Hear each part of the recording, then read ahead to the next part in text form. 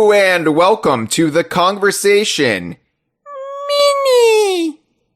I'm Hyle Russell. I'm Jeff. Onan. Hey, Jeff. Onan. We're here again. Yeah. On a Kongversation branded podcast. But this time we're going to be discussing pirates in a different medium. We're going to be discussing the 5 Pirates of the Caribbean films from 2003 to 2017. I don't know. I don't know the actual range of releases here, but from the early 2000s to sometime in the Trump administration. And if you had asked me a few months ago, hey, Hyle, gonna do a conversation about the Pirates of the Caribbean movies, I'd be like, no, fuck you. What? I'm not gonna do that. Why would I do that? I wouldn't even do an oops all tangents about that, because why? And then it's amazing how rapidly your life changes. E3 this year, we learned that Rare had collaborated with Disney to do a big crossover in Sea of Thieves. And here we are. And all of a sudden, the 5 Pirates of the Caribbean movies have taken on the same level of canonicity, arguably, that the arcade Donkey Kong trilogy has, as far as DK Vine's understanding of the Donkey Kong universe. So I was like, it'd be fun before we do our conversation about the A Pirate's Life crossover, if we would carve some time out of our busy schedule and discuss the 5 Pirates of the Caribbean movies in brief detail. Like, we're not going to go movie by movie. In this episode, we're going to be, this is part 1 of our look on Stranger Tides, where we'll be discussing the Christian missionary and his, no, we're not going to be doing that. That's stupid. We're going to be giving our brief thoughts on all 5 and the film franchise as a whole. And we're not going to be giving any spoilers for A Pirate's Life either. So if you haven't experienced that in Sea of Thieves, don't worry. I'm not done with it either. We're not going to spoil it, but we are spoiling these 5 movies. But who the fuck cares? Most of them are old. So why do you care about spoilers? So overall, Jeff, I have to say, I didn't outright hate these movies. Put that on the poster. I found things to like in every movie, honestly. And I was mostly engaged. There was only a few times where I was like checking my phone or checking the time, being like, how long is this movie? 2.5 hours. Oh my God. They are long. I'll give them that. I like these movies, and I think we're going to find that I probably like them more than you do. But Probably, I yeah. will agree, they are long. And some of them are a lot longer than they need to be. I felt it with the second one, the length, the runtime. I was checking it. Because I was watching them on Disney Plus, except for the 4th one, which I rented on Amazon Prime Video. My good friend Jeff Bezos cut me a deal, and I was checking the runtime on the second one because I was like, well, surely it must be nearing its end. And then I was gobsmacked, Jeff, at how much time I had left.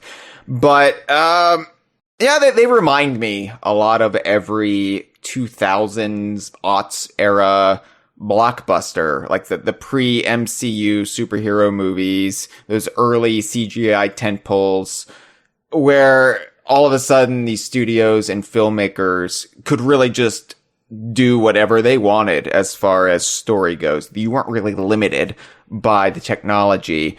The presentation, sure, because a lot of the early CGI is rough, but that really led to kind of an overindulgence in storytelling, and I think led to a lot of these movies feeling weightless. Not the Pirates movies necessarily, but just movies of this era. They really just feel kind of like empty, 0-calorie affairs in both action and storytelling consequences. So, seeing them all for the first time, though, I kept that in mind, and I saw how, especially like the first one, sort of transcends the pratfalls that films would fall into of this era.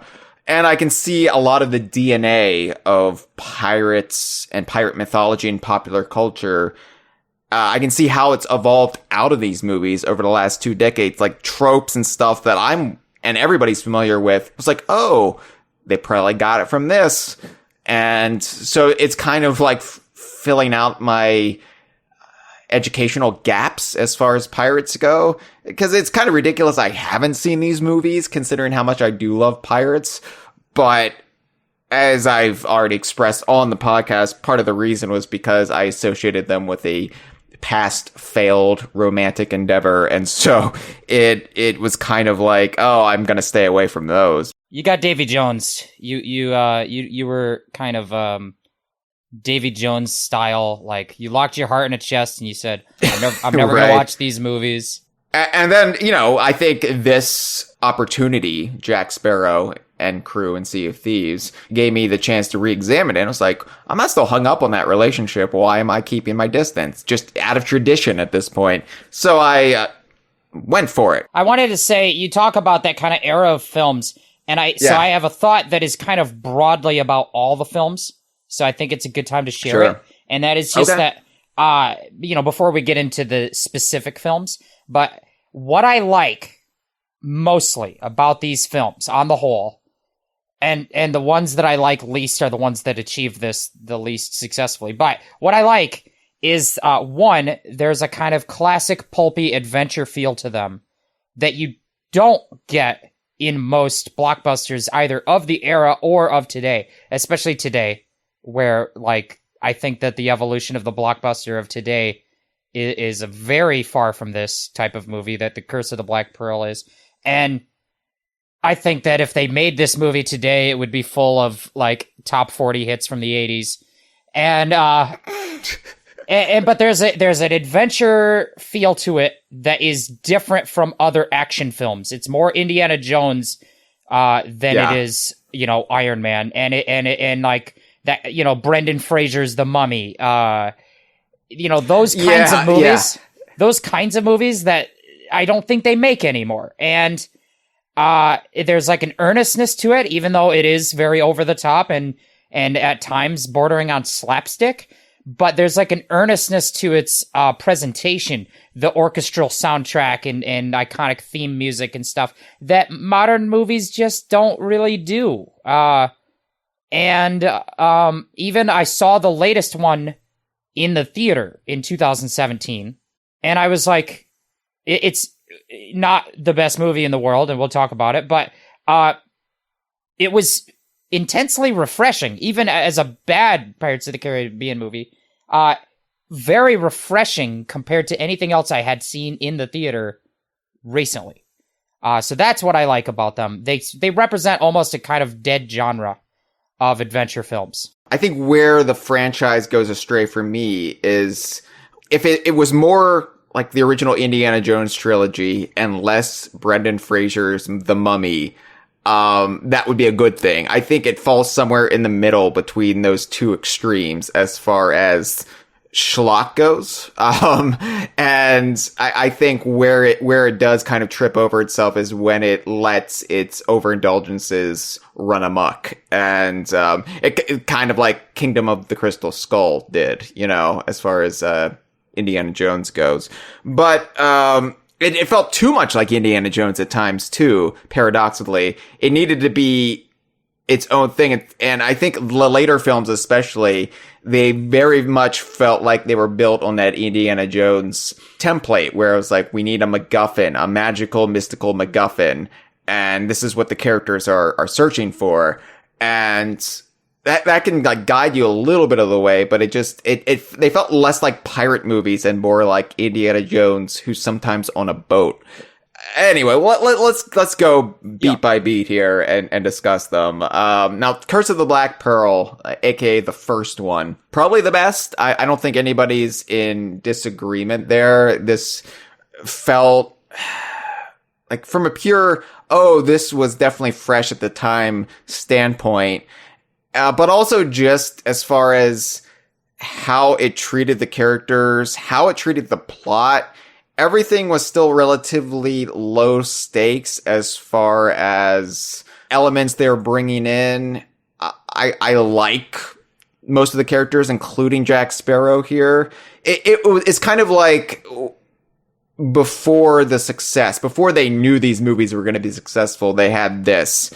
And it worked because they didn't have any preconceived notions of what these movies needed to be or what they needed to focus on.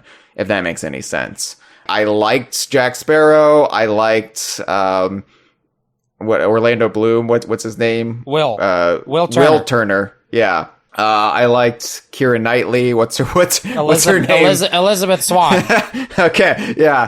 I liked all these characters. And I thought Barbossa made for an intriguing villain. And I liked the overall plot of the cursed crew of the Black Pearl. Like, Jack Sparrow had been mutinied against, and I don't know, there's a lot to sink your teeth into, and I think all around it's the best screenplay, it's the best produced. I have very few actual complaints about this movie. I'll say, shockingly, the CGI holds up enough. Like, you can tell that the CGI on the kind of zombie skeletal pirates, you can tell it's of this era, but like not in a way that detracts from your enjoyment of it at all. In terms, like, even though you can tell it's of this era, it's not modern CGI. It's got to be the best of that this era produced. It's not Brendan Fraser's The Mummy either, though, because that is just bottom of the barrel CGI of this era. If anything about this movie wasn't going to hold up, it would be the CGI, and yet it does. It holds up enough that it's not distracting really at all. It just kind of does its job. It's good enough CGI.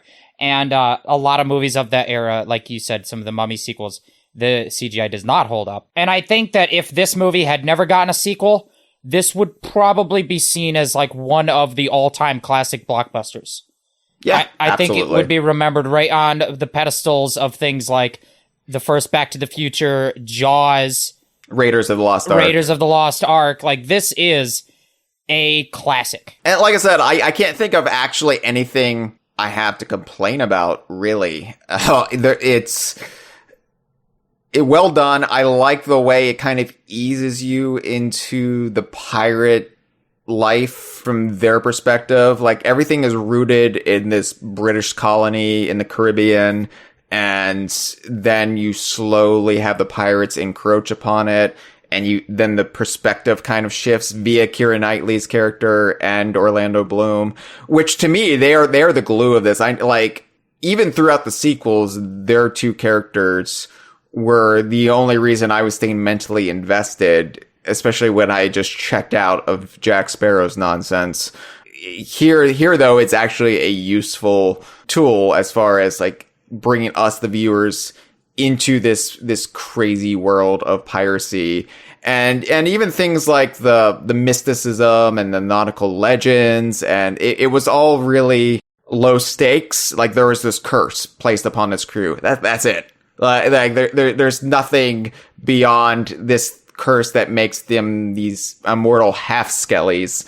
And so I appreciated that. You know, it all felt very much rooted in this real world, that there's more fantastical stuff happening just beyond the horizon. And we're going to have a little bit of a taste of that, but we're not going to go whole hog. You think it almost is kind of like Raiders of the Lost Ark in that way, because it's essentially not supernatural up until kind of the ending. It's not like, you know, the Indiana Jones movies explore supernatural things, but like the movie's mostly grounded. My only complaint really is, and this is more of a complaint about the sequels, like Zoe Saldana's in the movie, and I was like, I want to know more about her pirate. Well, she's barely in this, so that's one complaint, but then she's completely just forgotten about in the sequels, and I'm like, at the time, I was like, what happened? Did the cannibals get her? Like, it's just not explained. I liked Gibbs. As far as like the pirate characters go, he was the pirate character. If Jack Sparrow was a bit much for you, Gibbs was kind of this more grounding influence amongst the pirates you're rooting for. Overall, just great cast, great presentation, great screenplay for the time. I mean, it's not Citizen Kane.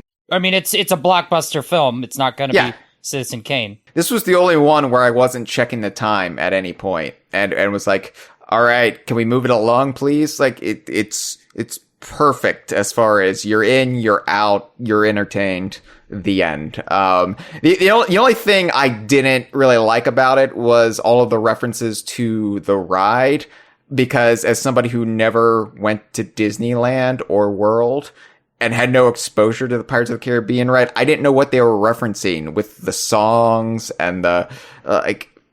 I get it now, but I guess like at the time, if you're making a Pirates of the Caribbean movie explicitly based on the ride, and you know the movies have kind of eclipsed the ride as far as like a cultural standpoint now, but I didn't really understand like the song Jack Sparrow was singing. I was like, and that's the note the movie ended on, and I'm like, what? It just felt like the movie ended to me. Like, wait, you forgot to write an ending. Something about eggs or something. It's just like, I think you kind of have to incorporate the legacy of the ride into it. And maybe I should rewatch it again specifically with that in mind to see if I think like if I could take what I know about the ride out of my head, would this be jarring here? Would I be confused by this or that? Because it's kind of hard to remove that from the context. But yeah, I mean, you have to incorporate the ride, but you might be right that it's maybe inelegant or confusing or off-putting or something if you don't know the ride. But yeah, so that's where the kind of height of the franchise peaks almost immediately. And, yeah. And then it takes us another 45 plus minutes of screen time before we get beyond the cannibals. Well, okay, so Dead Man's Chest, the second one. Now, aside from maybe the character of Davy Jones, in my opinion, this is where everything went off the rails for me. And I enjoyed elements of the second and third one. I'm not one of those people who are just gonna like count cinema sins and say like, oh, this is a bad movie because I found 88 cinema sins. And it's like, no, there's stuff to enjoy in almost any movie. And I'm always intrigued by the artistry behind it, even if the actual story doesn't engage me. Like, if I can't get invested in the world they're selling me, at least I can, like, nerdy from a filmmaking perspective. But no, I did enjoy bits and characters from the second and third one. But I think that, you know, they pulled it Back to the Future. You mentioned Back to the Future earlier, because they tried to make a retroactive trilogy based on a very successful movie, even filming the sequels back to back, like they did Back to the Future 2 and 3. And while this works in some areas, I think because they thought, one, we've got to make this consistent story out of 3 movies, even though like we pretty much tied it all up with the first one. They did that, and then they were thinking, and this is going to be it. There's not going to be a fourth one. There's not going to be a fifth one. Like, this is going to be a nice and tidy trilogy. And so what do we want to explore as far as piracy, the legends of the sea? And the answer was, well, we got to get as much in there as we can possibly get in there. And I think they almost shot themselves in the foot from a long-term perspective, because they really could have spaced some of this out to make 4 and 5 better sequels. I agree, because I think at this point, every movie from 2 onward, every single one of them to me feels like they throw a lot of ideas at the wall, and it's like, oh, just cool idea after cool idea. Let's just cram them in there, whether they're elegant or not. And some of them are done better than others. All right, so Davy Jones. Great antagonist idea for your second and third movies, because for those who don't know, Davy Jones is, because the Pirates of the Caribbean version is so ubiquitous now as far as pop culture goes that a lot of people probably don't realize Davy Jones is actually a nautical legend. He's a boogeyman. He's kind of the seafaring devil. So it makes sense to bring him in. I like that they brought him in. And I like what they did with him. I think it's an interesting choice. I don't know if I agree with it, but I think it's an interesting choice to marry him to the legend of the Flying Dutchman, which is a legendary ghost ship.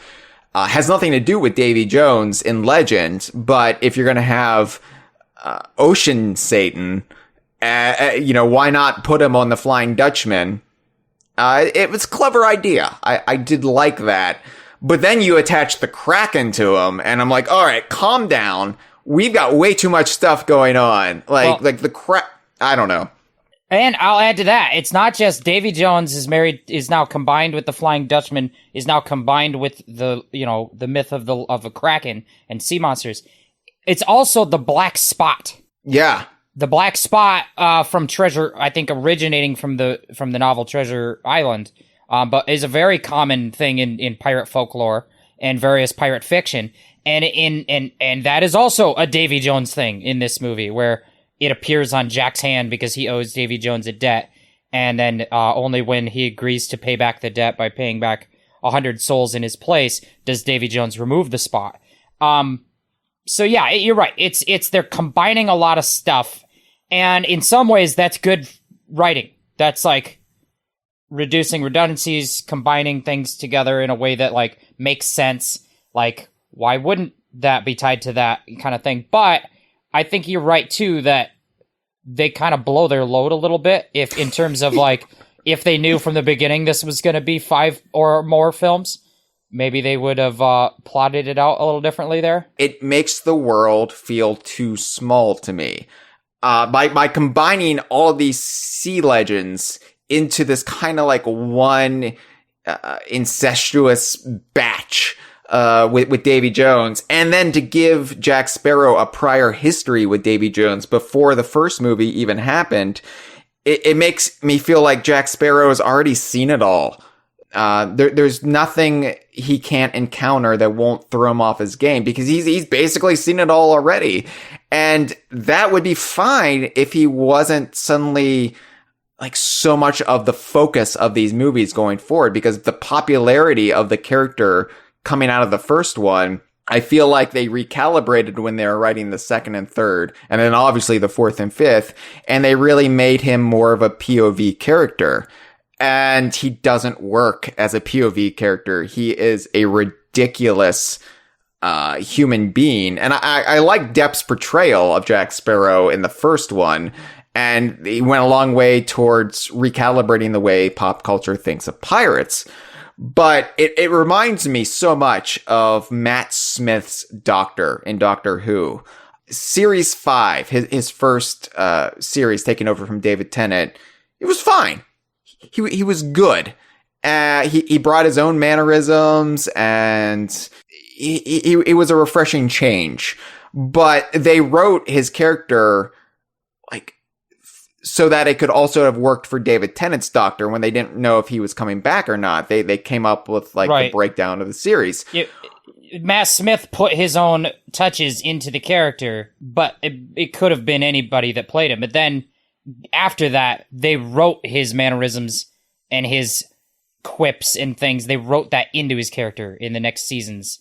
And it became insufferable, in my opinion. That's really where, like, series 6 and 7 of Doctor Who, I can't, because Matt Smith's Doctor, I want to punch him in the face, because too much, he's too broad, and, like, all the other characters kind of just, I don't know, they don't, like, hero worship him, because he does get some shit, but it's just too much of a good thing, I guess. Well, I'll say, I agree that they go this direction with Jack Sparrow, especially in the later sequels.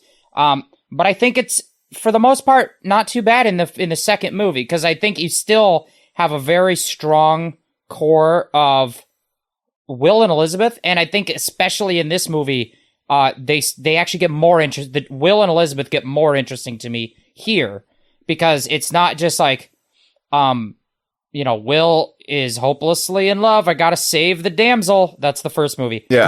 Great movie. But the characters, those two characters are basically just serviceable in their plot devices. But in this, they kind of start branching apart from each other, and they almost like have separate motivations, because this movie establishes Will's motive of rescuing his father, Bootstrap Bill, from servitude of Davy Jones. So now Will has his own motivation that has nothing to do with Elizabeth, and it's a source of conflict because he also wants to be with and save Elizabeth when she's in trouble, but he is now torn between the two goals that sometimes are at odds with each other, and he has to choose. And that, they get interesting. And so, in my opinion, they still is quite enough focus away from Jack Sparrow, where he's not, like, the worst. And then they bring in, they do a really cool thing with, Commodore Norrington, who, in this movie, is now, like, a washed up has-been, and he like joins the crew of the pirates, but then he has his own motives to try and reinstate his status in the Navy, in the like India Trading Company. So they kind of bring in even more interesting characters with their own different motivations, and they have kind of the new pseudo villain of Cutler Beckett. And like, so you have Davy Jones, but you also have Cutler Beckett, and then there's a lot of intrigue. The problem with the movie is that this movie is just like all like setup. Yeah. And then the third movie is like really sloppy at paying off that, because it also wants to add 10 more ridiculous things on top of it. Yeah, I felt like this movie, it brought back too many characters. It wanted to bring back so many characters from the first Pirates movie, and you didn't need to bring back all of them if they didn't service the plot. Like, I'm thinking about the duo, like UK Dwight from The Office. Rigetti and I don't know, Burp Slap or whatever his name was. Yeah, they didn't need to be there. And when they showed up like an hour into the movie on a rowboat, I'm like, what? It was fine. They were left in the past. Their story is done. We don't need to catch up with these. But they're the comic relief. They're like the C-3PO and R2-D2 of the film. No, they're not. You don't need them. You don't need to make them that. And maybe this is a controversial opinion, but I felt like this was really pushed over the top for me at the very end when Barbossa comes back, who died in the first one. And I was just like, what? Like, I liked Jeffrey Rush. I liked his portrayal. I really liked his character. But this is the moment for me that the movies lost all sense of stakes and consequence. When Barbossa is just magically resurrected by Tia Dalma and is just, I'm back and I'm going to be a character for the rest of the movies.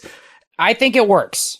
And the only reason I think it works is because they're very purposely setting up this ending where Jack is going to die, and then we're going to have a kind of almost a heist moment in the first act of the next movie where we have to bring Jack back. But in order to do that, like if you, and they didn't have to do that. They didn't have to kill off Jack, but I think it's an interesting plot direction to go down that avenue of Jack dies and we have a way to go to the land of the dead and bring him back, but it's going to, involve intrigue and it's going to be a whole thing. So that's an interesting direction. If you're gonna go that direction, you can't end the movie on Jack is dead, but maybe there's a way to come back. Like that, I think that having the cameo of Barbossa instantly, it kind of, I think general audiences are not gonna like a movie that ends with the main character dying. So that softens the blow because it immediately says, but we're gonna bring him back.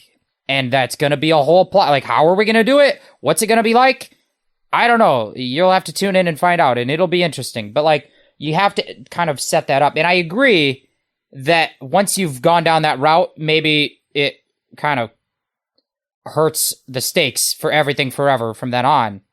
But if you were only planning to do 3 movies, then I think it would have been fine. I realize what I'm saying here, because Sea of Thieves is a game that's built on the notion of your pirate dying 30 times during a voyage and then coming right back. But a video game narrative is far different than a movie, a cinematic narrative.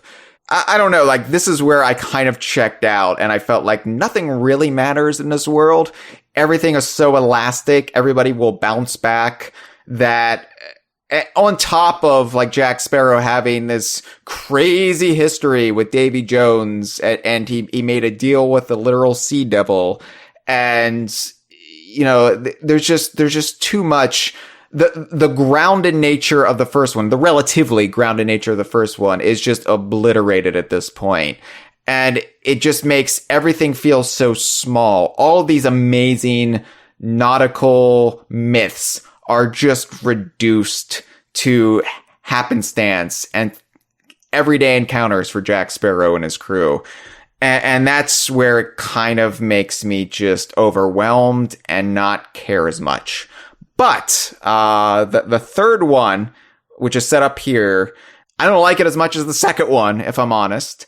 I think part of it is this is where I also realized another problem I was having with these movies, at least the second and third one, and I guess the fourth and fifth one, is that they're all of a sudden like in Asia at the beginning of this movie, which is pretty far removed from the Caribbean, Jeff. I don't know if you've looked at a globe recently. That part doesn't bother me. It's the part when they say, we gotta go save Jack, so we've gotta sail to the fucking Arctic. And we're gonna get really snivelly and somebody's foot is gonna break off or something. I think somebody's toe breaks off because it's so cold. And it's like, really? You sailed your pirate ship to the Arctic? That's happened?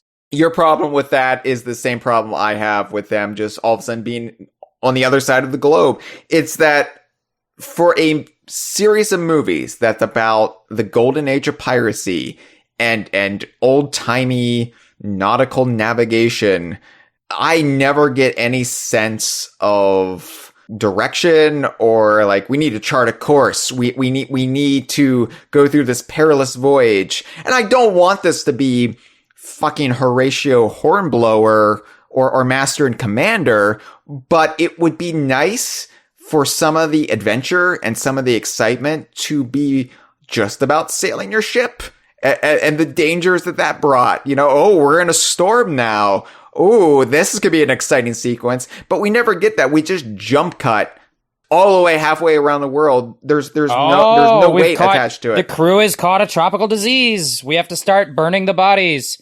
No, anyway. No, but you're right. Like at this point, like it's too much too soon, especially for a series that went beyond the plan 3. And again, they didn't know they were going to do more than 3, but also maybe you don't need the Kraken then. Maybe you don't need X, Y, and Z when you could have just as much excitement over the rigors of sailing a wooden ship in the 1700s. I don't know. I'm going to say this. I actually like the second one quite a bit. I think there's a lot that it does, maybe not so much plot-wise and world-building-wise, but like, I mean, there is a lot plot-wise and world-building-wise that I'm interested in, but, just aesthetics, just the character of Davy Jones, the crew, the effects work is a huge step up now, and you've got these nautical crew members and the kind of character design, visual design, set design.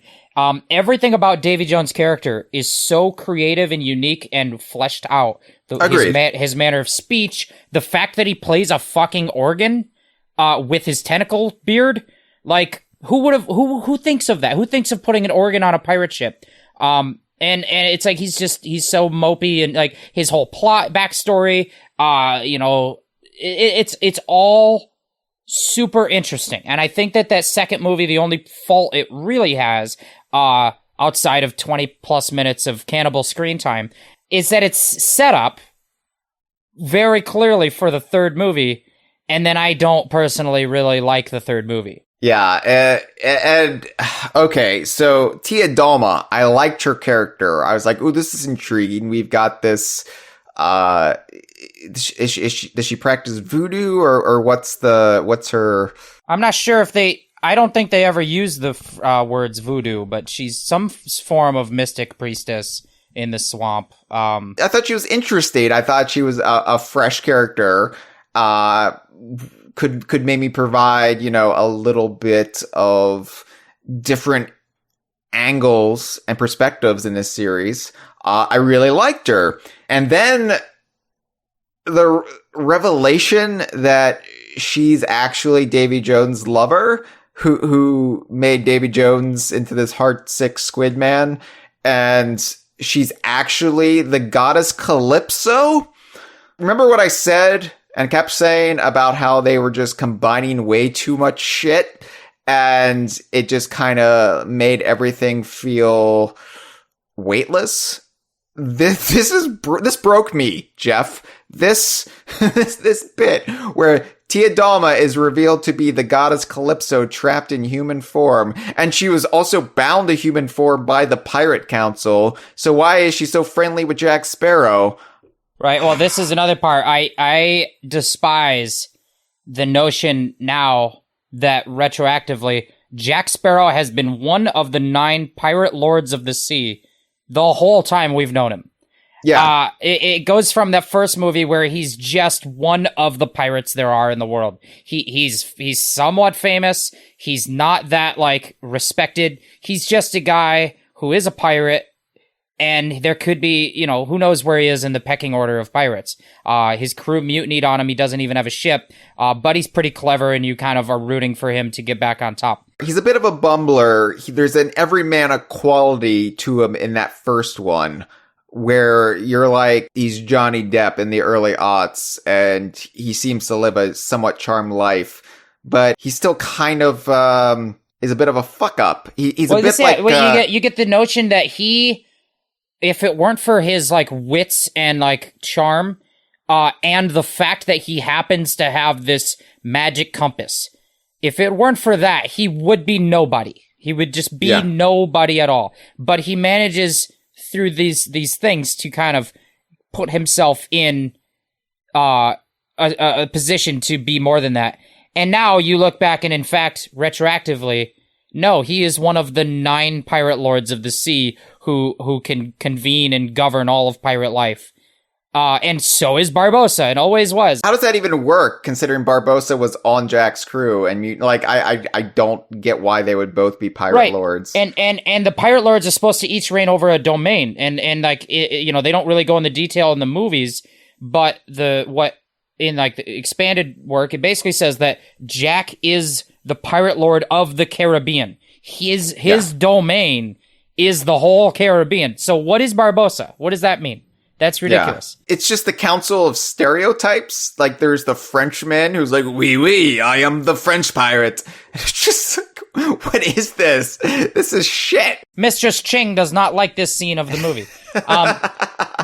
No, here's another issue I'll take. They filmed part 2 and part 3 back to back. It was all written out, and yet, plot-wise, it feels like part 3 comes out of nowhere. Like, they don't really set this stuff up that well, especially the Pirate Council stuff, at all. And you would think that if they filmed it back to back and they, like, wrote it all, like, with the sequel in mind, that we could have, like, introduced some of these elements in the second movie, so they don't come out of nowhere in the third movie. And I brought it back to the future 2 and 3, but I think that's something those movies do very well, where they immediately start layering the stuff that's going to be paid off in 3 in 2. And even though that wasn't planned to be a trilogy, it still somehow holds together because they did so much heavy lifting in 2.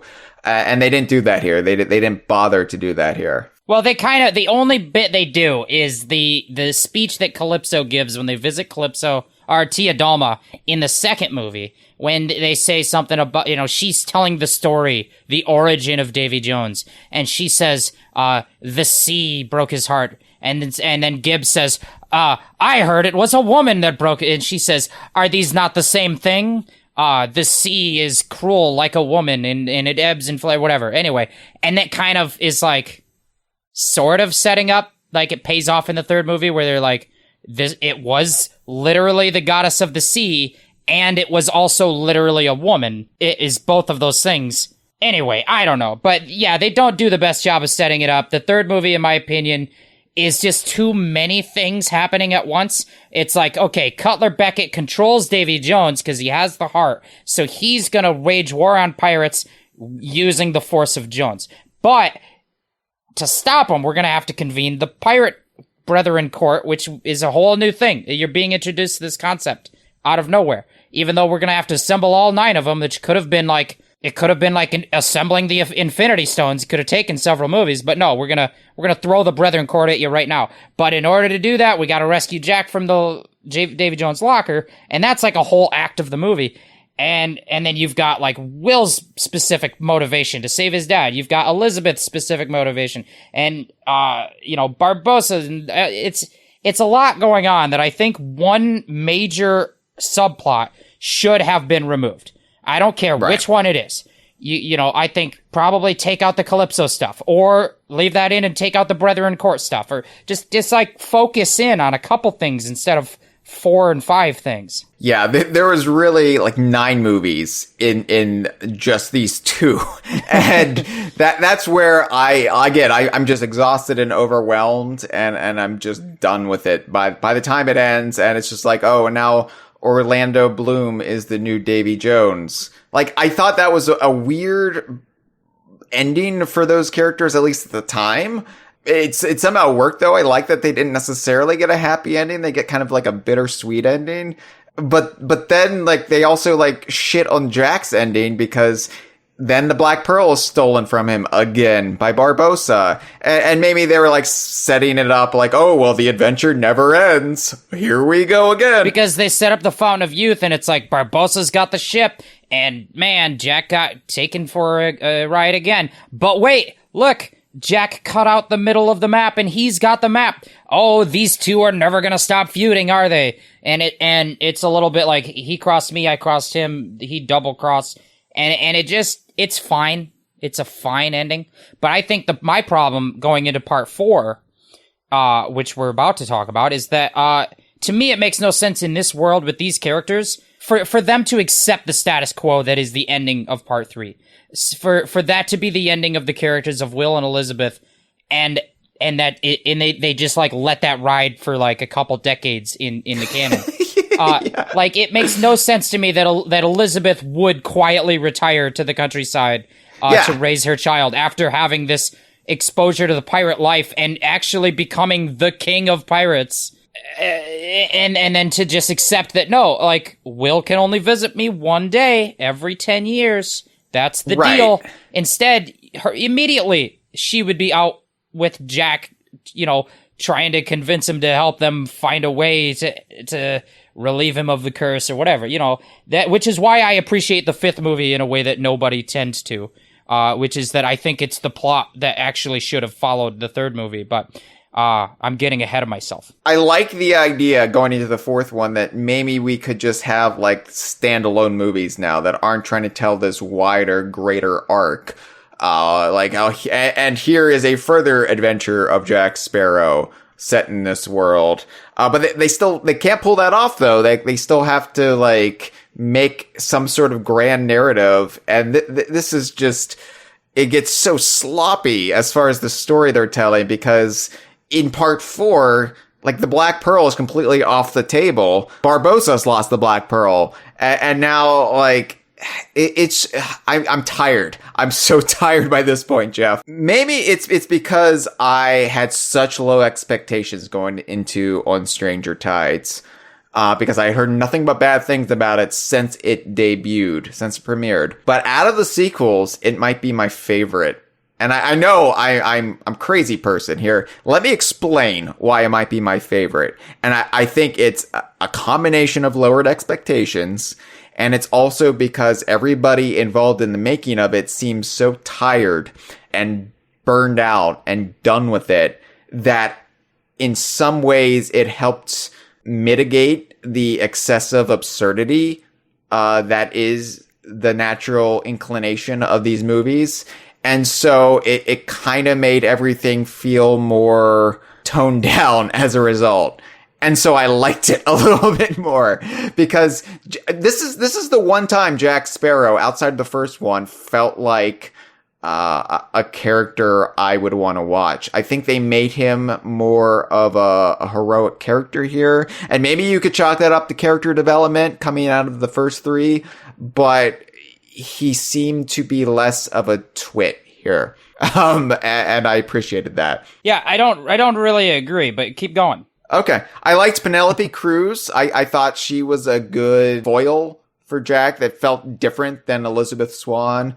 Blackbeard, you know, I don't know if I agree with what they did with Blackbeard, but I liked that coming out of Squidface McGee and then the half skeleton men of the first one, we've just got Blackbeard as an antagonist. I thought that felt refreshing.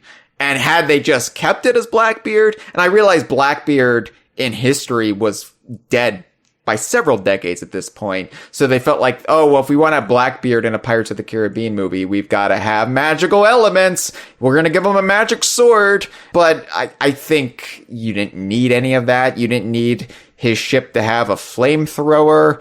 Just because you can do it doesn't mean you should do it.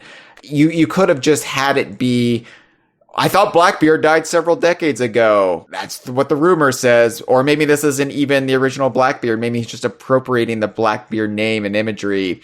And just leave it ambiguous. I don't know. But Ian McShane was I think fine as Blackbeard, even if he seemed like he was checked out. But again, I think that helped to the movie. Okay. For what it was, for the lame MacGuffin, Indiana Jones style MacGuffin that it was, I liked the Fountain of Youth. I liked the twist that the Spanish just wanted to destroy it because it was this pagan idolatry that flew in the face of their deeply held Christian beliefs. I thought that was clever.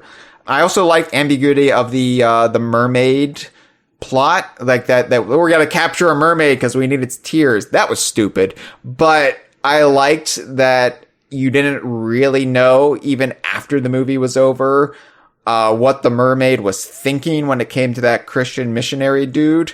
Did she really like run off with him, or did she just drown him? Like, what was she just a no good siren all along? You don't know, and it's left kind of mysterious. And I like that some of the mysteries of the sea can remain in these movies because they do so much towards explaining everything. And making everything feel rote and just run of the mill. And so I like when there's a little bit of intangibility left in this world. I'm going to go really quick with my thoughts here because part 4 is my least favorite and it's not really close at all. Within the following, there's debate, whether the 5th one or the 4th one is the worst. And I vastly prefer the 5th one, even though I don't think it's that good. But I enjoy it anyway. But I'll say this. Here's the 5 reasons I don't like Pirates 4. 1, I think the visual tone and style is off for the series, and it doesn't feel like a Pirates movie. It has dark lighting. The effects feel different. The effects feel sometimes cheap. The whole thing at times comes off like a cheap direct-to-TV like spin-off in terms of the kind of presentation of it. 2, second reason, the series, in my opinion, is, and you probably don't like this, I think, I've garnered from some conversations we've had, but there's a thing they do, I call them, like, swashbuckling set pieces, otherwise known as pirate hijinks, which is these elaborate, almost bordering on slapstick, acrobatic routines, the kind of action moments that are, there's a certain, visual language to an action set piece in a Pirates film. There's a kinetic energy to it. And there's a kinetic language to it. And when I mention that, I'm talking about things like Jack and Will having a sword fight on a balance beam. Sure. Or like Jack and Will and Norrington fighting on a spinning water wheel as it rotates. The 4th movie is lacking in them. It just doesn't feel like it has the same action language as the previous 3 films or the 5th film. It doesn't feel like they're approaching it from the same choreography and from the same tone, the tone of the action, the style of the action. It just is different. And I don't like that. Then the 3rd reason I don't like it is that aside from Barbossa, who I really start to love going into these later films because I feel like he's the only character that actually has like an interesting arc from film to film at this point on. Aside from that, every character sucks and has no point. Jack and Gibbs and Philip, who's the missionary, and Serena, who's the mermaid, all of them have no agency in the plot and they are all forced along through the plot as bystanders to the plot. The only time they have any influence is when they're forced to, or like at the very ending. But like the movie basically is not a Jack Sparrow movie at all, which doesn't have to be a bad thing other than they don't even have like an excuse to have him there. He has no motivation. He is a bystander. He's literally kidnapped and that's why he's there. And then Angelica, which is Penelope Cruz, she's the only one who actually has a motivation outside of Barbossa, who wants revenge on Blackbeard, and Blackbeard, who wants to survive by finding the Fountain of Youth. Angelica's the only good guy who has a motivation, and her motivation is to redeem Blackbeard in some kind of thematically Christian sense, which is kind of the theme of the movie, this idea of Christian redemption. And it's obvious from the beginning that goal is futile because Blackbeard is a bastard. And it's always obvious that it's not going to, like, work. Reason number 4 I don't like it is the presence of what Chris Alcock and I have talked about this in length, and what he used the terminology to me, pedestrian pirates. Which is real pirates from history, like Blackbeard, in my opinion, just don't fit or make sense reference in this world that we're now 4 films deep of establishing fully fictional, world building. And it just feels tacky to me. It feels totally tacky to say, oh, but Blackbeard from history is here. Oh, and for some reason, he wasn't involved in any of the previous plots, even though we involved basically a war of all pirate kind against the East India Trading Company and assembled the Brethren Court. Blackbeard was always along, but now he's here. I don't like it. I don't like Blackbeard in this movie. Last point. Number 5. All right. Is that I think the movie is too standalone. Not that I want every movie to be like part 1 of a larger plot.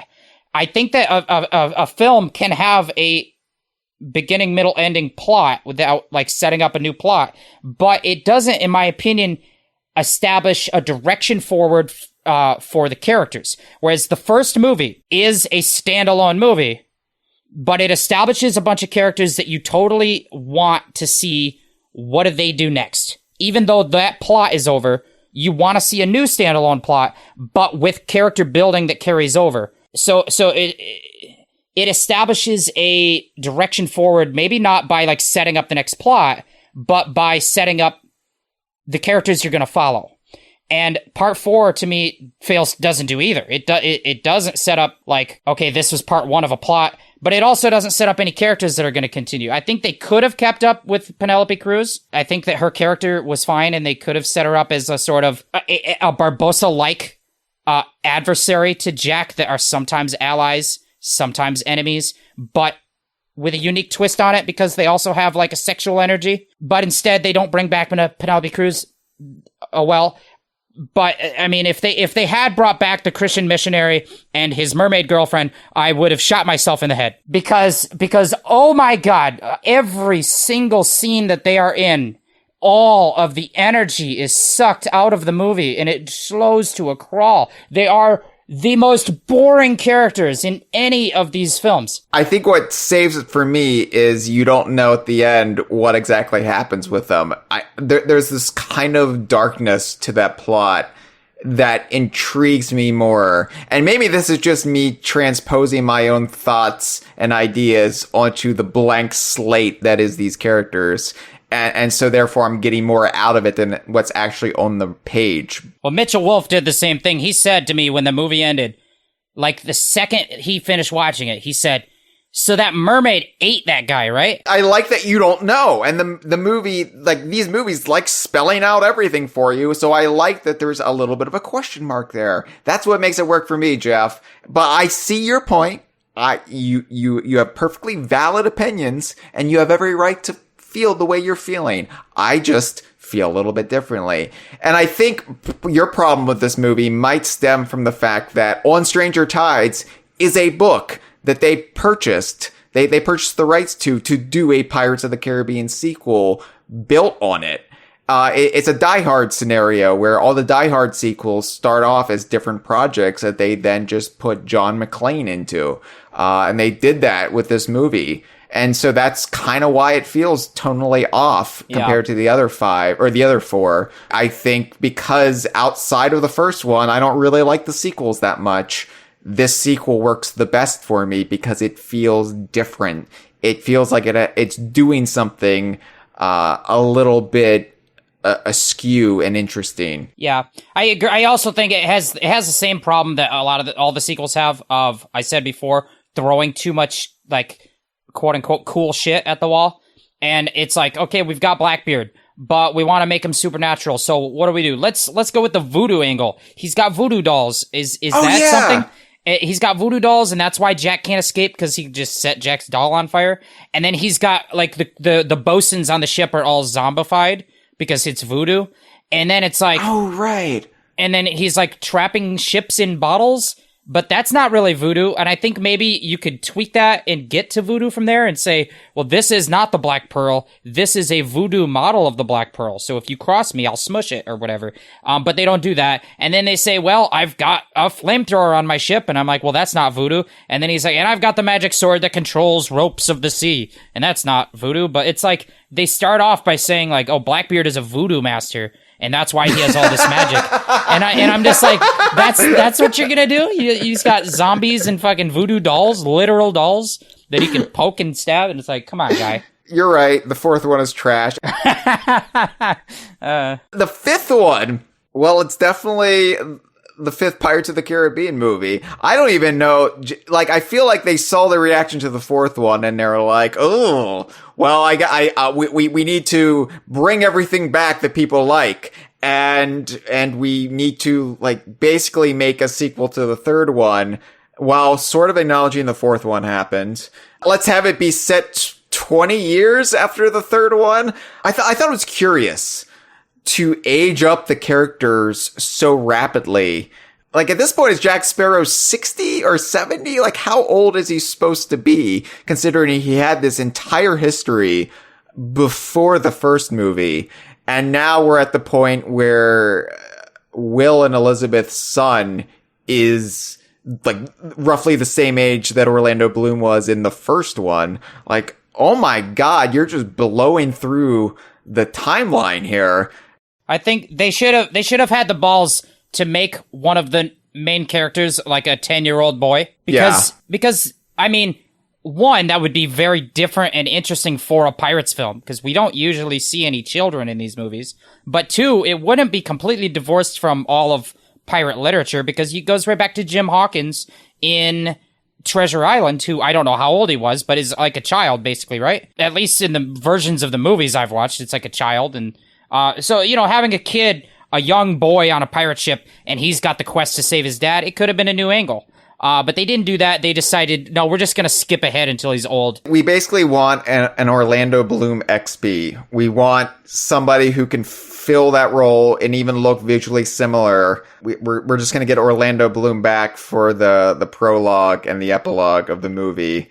And so let's just find an actor who looks like him, and we'll have him be the grown-up son that we saw at the end of the third one. By having such a drastic jump forward in time, and then to have it that Jack still hasn't gotten the Black Pearl out of Blackbeard's voodoo bottle, it makes Jack just a truly pathetic figure in the course of these movies, in that, like, he's basically still washed up. Like, he has achieved nothing in the intervening time between the original trilogy and this one. And his crew is basically deserting him, and he's falling in shit and mud, and he's like, I'm going to give away my magic compass for one drink. And people complain about Luke Skywalker in the Star Wars sequels. Well, Luke would have never given up hope like that, but I can get where Luke is coming from. Like, but Jack Sparrow, they just completely shit on here. Maybe that makes him interesting. I don't know. I wasn't interested by him. I hated him in this movie. You know, when I think about details of this movie, I tend not to like them. When I actually look close. But when I think high level, you know, just broad question, what'd you think of that movie? I am like, oh, that was fun. I had a good time with that. And I think the big reason is, and like I said, so many of those little, like, specifics I don't like. I don't like the villain. I don't like the villain's motivation or like the methodology by how he comes back to hunt down Jack. I don't really like that we have another Indiana Jones style MacGuffin to hunt after. I don't really like that we have an Orlando Bloom XP. I do like that the new characters on the ship actually feel like characters I kind of want to follow. I like Karina, the natural philosopher.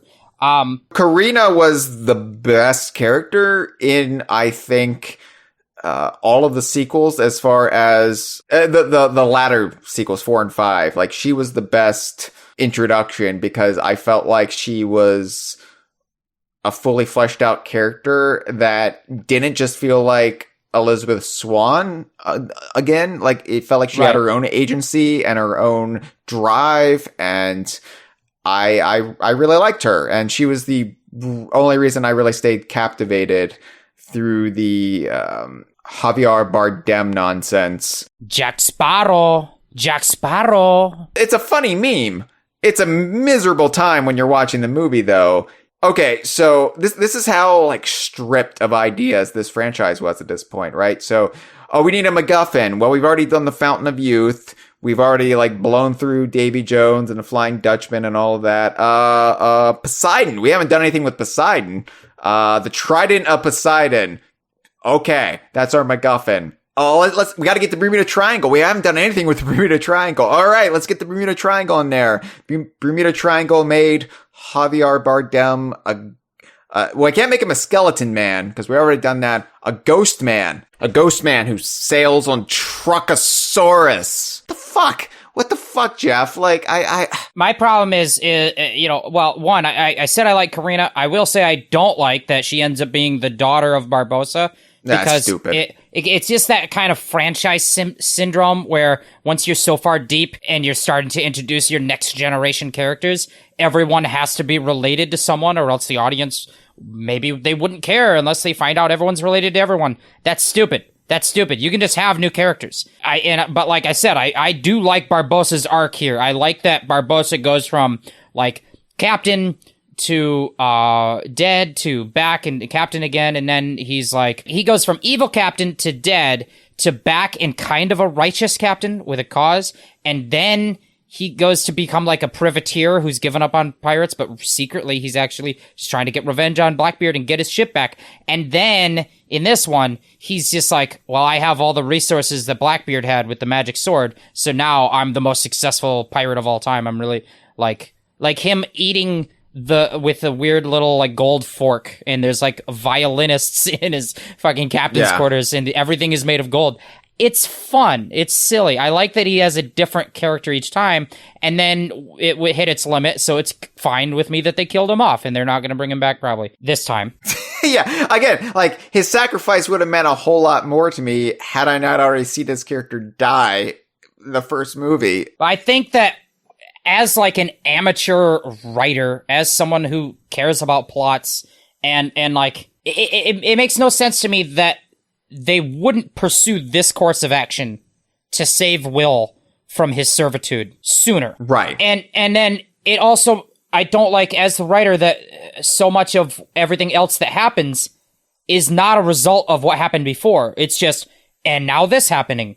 It seems to me that you defeat Davy Jones and Will goes into servitude as the new captain of the Dutchman. The very next thing that should happen as a writer is you should say, well, let's introduce a new conflict that is a result of Davy Jones dying. Maybe Davy Jones was, as helmsman of the Dutchman, stopping some even more nefarious eldritch horrors of the sea from overtaking the world. And now that he's gone, we have a new threat to undertake. And in order to do that, we're going to have to team up with Will and his Flying Dutchman. And then, as a result of facing the new threat that only Davy Jones was preventing, now we can then also save Will in the process. Like, instead, it's just like, and then this happened, and then this happened, and then this happened, and nothing is the result of something else in like the way that a plot ought to follow. Yeah. And when I say that I found the movie fun, and I kind of could, I saw it in the theaters, I'm chomping on the popcorns, and I turn off my brain, and I was with a cute date, and it was a fun time, and we're both kind of laughing. There's some funny moments, and it has the classic adventure-y feel that you don't feel in other blockbusters these days. And it has all of the same kind of kinetic language and energy of its style and format of action, that of action set pieces that the first three had. It has the visual style of the first three. And all of those things that I don't like about the fourth one, just like kind of high level things. How it's shot, how it's choreographed, how the tone is, the style of dialogue, all of it kind of feels right, even though it's not good. It's like they didn't make a good Pirates of the Caribbean movie, but they made a movie that feels like a Pirates of the Caribbean movie. And so I can shut off my brain and just be like, look, it's pirate stuff. And, they're playing that song. That means that there's gonna be some sword fighting. Dun, dun, dun, dun, dun, dun, dun. I thought by that song you were gonna reference Maggie May. Yeah, that song. Well, I will say, if we're comparing 4 versus 5, 4's entirely unnecessary, gratuitous revival of the Keith Richards cameo. Yeah.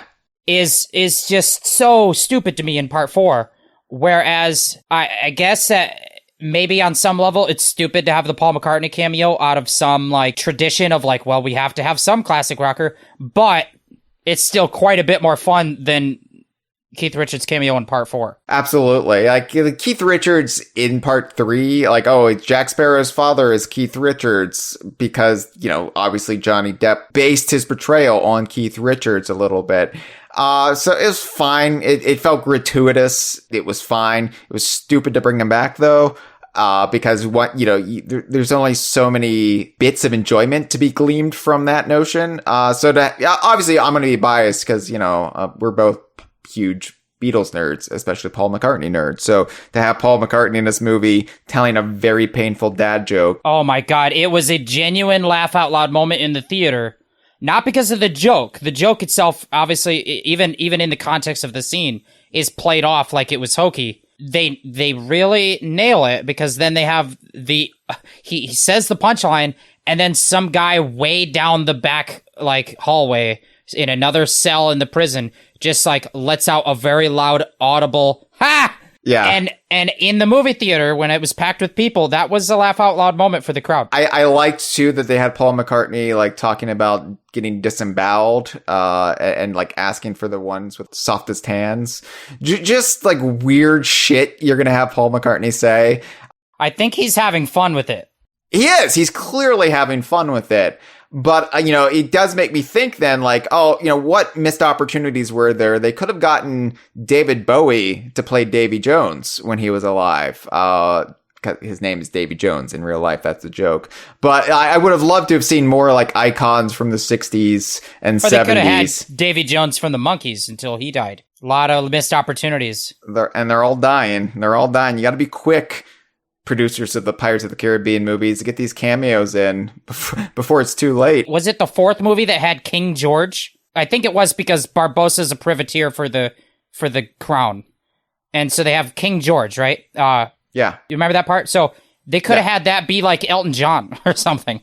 Right. That'd been fucking awesome. Oh yeah, Judi Dench in the 4th one, was it? That was weird. Judi Dench was just there and she wanted to fuck Jack Sparrow, and Jack Sparrow's like, gotta go. How am I not remembering that at all? Like, what? When Jack Sparrow jumps into the carriage, and it's Judi Dench, and she's like, oh, bye. Oh, and he's like, Yeah, it's a bizarre movie.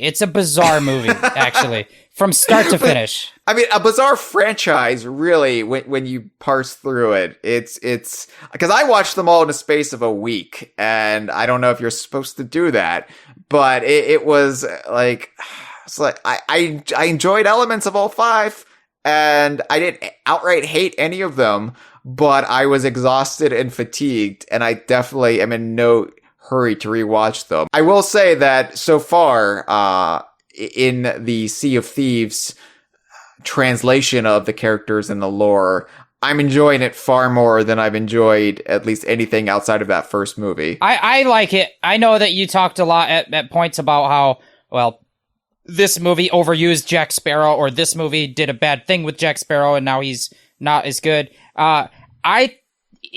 Overall, in the end, I didn't think I'd come to this opinion, but I actually basically just really like the character of Jack Sparrow and find him fun to watch. And I think that what it is about Jack Sparrow that makes him so enduring and fun to watch and why it's exciting to have him in Sea of Thieves, is that for Jack Sparrow, everything falls apart into place. Everything falls apart into place. He just goes like improv chaos through every situation. It all goes wrong in the way that works out for him in a thrilling fashion. And I know it's stupid, but I could watch them do that movie 10 more times. I'll watch it. Make the movie, I'll watch it. It's fun. And I think the more the series goes on, the more you have to turn your brain off to find that fun and just chomp the popcorn. But I enjoy it. But if you want more out of it, if you want, a deeper, better screenplay and all this stuff, just watch the first one over and over, because that one actually is good. Had there never been a sequel, people would have been clamoring for a sequel. So it's just one of those cases where we were damned if we did, damned if you don't. You're gonna be disappointed inevitably by these. And I think, like, as far as Disney's first dalliance with big action adventure spectacles, because these movies predate their acquisition of Marvel or Star Wars. So it is kind of like a dry run for both, as far as them branching out into something other than animated family fare. They are what they are. I do appreciate what they've brought to the pirate mythology and popular culture. I think they've done a lot as far as that goes, as far as like making pirates appealing or cool or more romantic. I think the concept of pirates from day one, from like the very first second you start writing pirate fiction, you're already 100% immersed in fantasy, because almost everything we know about pirates is false. So, like, the idea of buried treasure, basically a myth. All of these things, basically a myth. It's all a romantic fantasy. So if you're gonna write a fantasy, I like when they fully indulge and go full-blown fantasy instead of faux period piece. So, buried treasure is a myth. Why not have a kraken? Why not have ghost curses? That for me is a big part of the pirate fantasy, and I think the Pirates of the Caribbean film franchise basically cemented that for a lot of people for pirates. And Sea of Thieves wears a lot of that DNA on its sleeves. Ew. Oh, come on. You got to put it somewhere. Did I ever tell you the one about the skeleton? Yes, you have many times. Skeleton goes into a bar, orders a beer and a mop. This has been a File 2 production. Que rico.